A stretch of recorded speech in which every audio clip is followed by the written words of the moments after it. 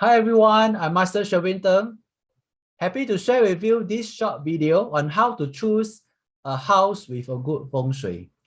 This has been always a question that a lot of clients would love to ask, especially with the sky-high property prices right now in Singapore.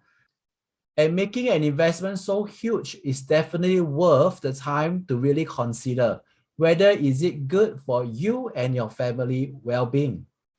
So today I'm going to go through a short video walkthrough of a house that is on sale to give you some pointers of what to look out for if you were to engage me for a feng shui audit, whether the house is good or not. So exactly the same flow of thoughts that I'll be going through, I'll be sharing with you. So let's move on. As you can see from here is the main door of the house. So this is the very important place whereby I need to examine to ensure it is a smooth entrance for you and your family. So what are the things to look out for? Firstly, it must be bright.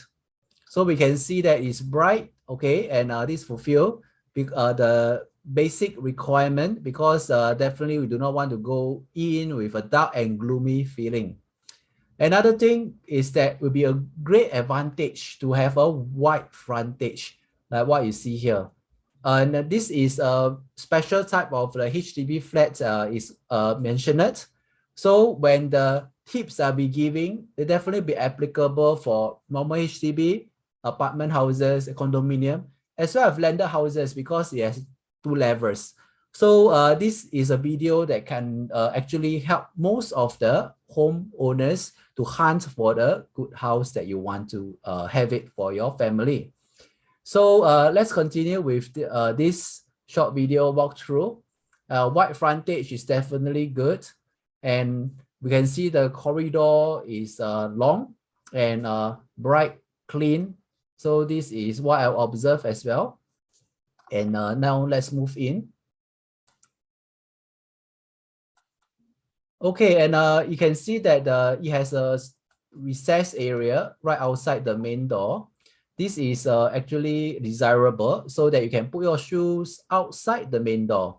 Okay, this can actually keep the foul energy of the shoes outside without actually kind of like contaminate energy when we're going in. So this is another special thing that you can take note of. Okay, and the frontage, once we go in, we want to be a bright hall. Okay, in Chinese, we call this a Ming Tang. Okay, bright hall signify okay, the fortune, the luck, the reputation of the family will actually be improved. So we want it to be, you know, as much as possible, to be higher ceiling, without obstruction, without narrow corridor. You can actually have a very grand entrance in that way. So let's see how this will look. From the left to the right, okay, still all right. Still possible. You can go all the way in. Okay, so usually we will not want the bathroom to be above where the entrance is. Okay, this is actually a very common configuration for houses in Malaysia. I have clients in Malaysia whereby when we go into through the front door, above at the second level, it is actually the bathroom of the bedroom above. So it's an ensuite bathroom. So when you go in, just imagine the sewage is just over our head. That is really not what we call a good inviting energy. So this is definitely something they can take note of, but it is really uncommon in Singapore to see this. So this is for the Malaysians who are actually watching this. Okay. And as we all know that the basic feng shui principle is that when we open the main door, we do not want to see the balcony window right away. Okay, because as a saying is that whatever good energy comes in through the main door will go out to the balcony. So it's like one in and one out. It has like no circulation and the qi of the house, which is the energy. It is not vibrant enough. But need to take this into the context whereby whether the door is actually very near to the balcony. Okay, so if it's a distance away, definitely the energy that comes from the main door has been dispersed and it is distributed to different parts of the house. If it's really near, and then of course they have no chance for the energy to actually go through the parts of the different parts of the house in this manner. So we can see it is quite a distance, okay, easily I think 6 to 7 meters away. So that is still okay. But if you were to get it, you want to have a partition, that can be done as well.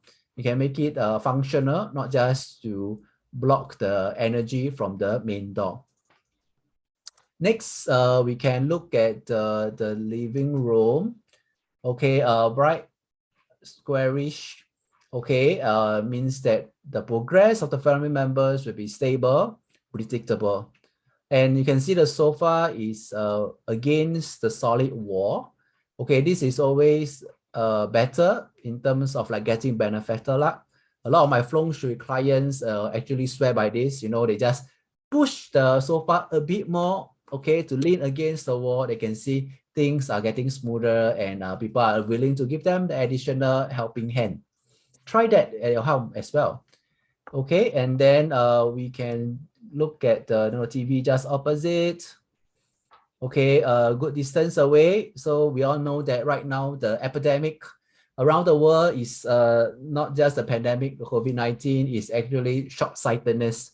So we do not want a lot of the kids to watch TV in a very near distance that can affect their eyesight and they can suffer for the rest of their life. So this is something that we can take note of. All right, so far so good. Okay, the router of the house on the left in the video, you can see as would be good that it's not right in the center of the house because that will affect the energy of the entire house. That is something that I see, so I share over here. This is the study area, work area. Okay, we good for those working from home, have kids doing home-based learning. Dedicated work and study area will be best because this will actually help them to have a restful sleep at night because you'll be not like dual use the bedroom as well as the study room. Now is the kitchen. A kitchen is one of the most important part of the house that we will always emphasize on because that determines the health of the entire family. So the kitchen stove direction will need to take into consideration of the directions of the female owner. Okay, so if the female owner has a certain set of directions that are auspicious or inauspicious, we need to know that to determine whether the stove direction is optimal. Okay, and but most importantly, we do not want the stove and the sink, the wash basin, to be right opposite one another. That will cause the conflict between the water and the fire. Of course, in this case, you can see the sink and the wash basin are widely spread out. Likewise, for the washing machine, they are all at the side. Okay, yep. So this is definitely ideal. Okay, and you can see that the clothes are can be hung outside. So the clothes, if it can be hung outside, you use the natural sunlight to dry them, it is actually good. Because this can use the natural yang qi, okay, the strong positive yang energy to energize the clothing, dry it with the UV. We all know in the modern science, UV light rays can actually help to kill germs, viruses. So this is also good if your house is on the higher level. You have this opportunity to hang them up without like no neighbors and upstairs. If they just throw their overnight curry outside and then all your laundry will be gone. So this is only possible and doable if you're on the higher levels. Okay, so to reduce the risk of this happening. But if you can do it, natural sunlight will definitely be a plus, not just using the dryer. Okay, upstairs along the way, you can have more paintings or customization to make everyone in the house feel welcome. You can have the kids to choose them as well. So this signify harmony for everyone in the house. Everyone has a say, has a part of it. So this is one of the bedroom. Okay, you can see the view outside of the, let me, okay, you can see, oh, that's a bit too fast. You can see the view outside. This is actually the direction where the balcony will be. Okay, is unblocked. Okay, it's a big view outside, and that can actually improve on the flow of the energy to make this bedroom area well ventilated. Okay, for beds, usually I need to make sure they are not under beams. Okay, the beams above the head will actually signify additional stress, not to have a restful sleep. So we can see that there are no beams around, so easier for the homeowners to plan where to place the bed for their kid or for themselves. Okay, so beds usually we need to consider whether they can sleep on their auspicious sector or direction. That will be most ideal. So that will be the criteria that I'm looking at as well. Okay, plenty of space. All right, so the view outside, let me rewind. Okay, the view outside this bedroom will be the view outside the main door. Okay, for main door, as much as possible, you want it to be able to see the sky.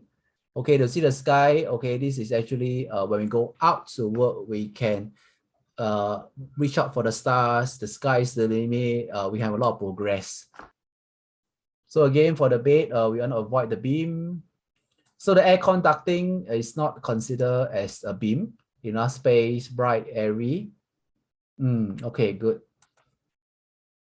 So again, this is the view outside the main door. Okay, it's the same direction. So you can see the sky. You can see the greeneries, high level, unblocked. Yep. So this is definitely also ideal for the bedroom directions. Okay, good. So with this, I've ended the short video walkthrough to let you have a glimpse of my train of thoughts. Okay, from the main door, the kitchen, living room, bedrooms, what are the things to take note of? And this is definitely easy for you to follow. And you can apply it for your home hunting, or you can also use it to improve on your current layout of your house. So I see you again soon. Until next time, empowering your life, I'm Master Sherwin.